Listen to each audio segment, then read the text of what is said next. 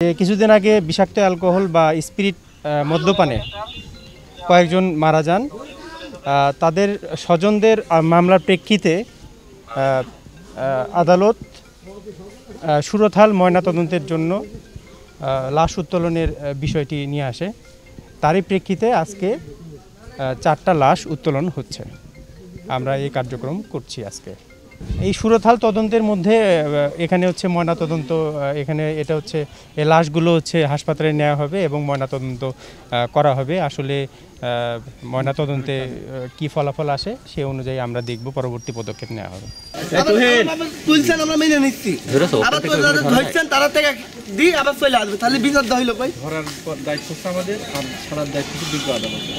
বিজ্ঞ আদালতের উপরে তো আমাদের যারা ব্যবসা করছে তারা তো এখনো ব্যবসা করছে, তাদের এখনো কিছু হয়নি। তাদের নাম দাও, তাদের নাম ঠিকানা দাও, তাদেরকে আমরা যারা এগুলো ব্যবসা করে আমরা আইনগতভাবে যারা ছাড় মানে যারা ছাড় আছে তাদেরকে আমি বলতে চাচ্ছি তাদের যেন এই বিষয়টা যেন ভালোভাবে দেখে। ডাবল ধামাকা অফার, ওয়ালটন ল্যাপটপ পাওয়া যাচ্ছে নতুন ছাড়কৃত মূল্যে।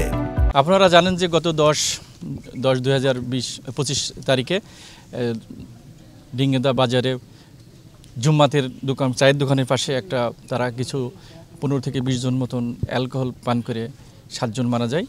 এই সংক্রান্ত ব্যাপারে লালটুর ভাই রাকিবুল সে এই মামলা দায়ের করেন।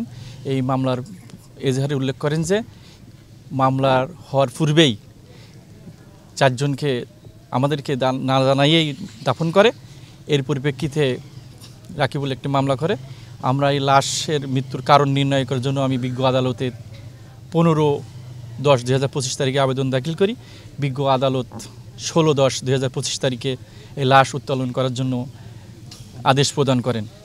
গত 13 তারিখে মামলার পর জুডিশিয়াল ম্যাজিস্ট্রেট আদালত আমাদের ডিসি স্যারের কাছে হচ্ছে একজন এক্সিকিউটিভ ম্যাজিস্ট্রেট চান যে যিনি সুরতহাল তদন্তে থাকবেন, এবং সেই প্রেক্ষাপটে ডিসি স্যার আমাকে নিয়োগ দেন এবং হচ্ছে সুরতহাল তদন্তের জন্য আমরা আজকে 4টা লাশ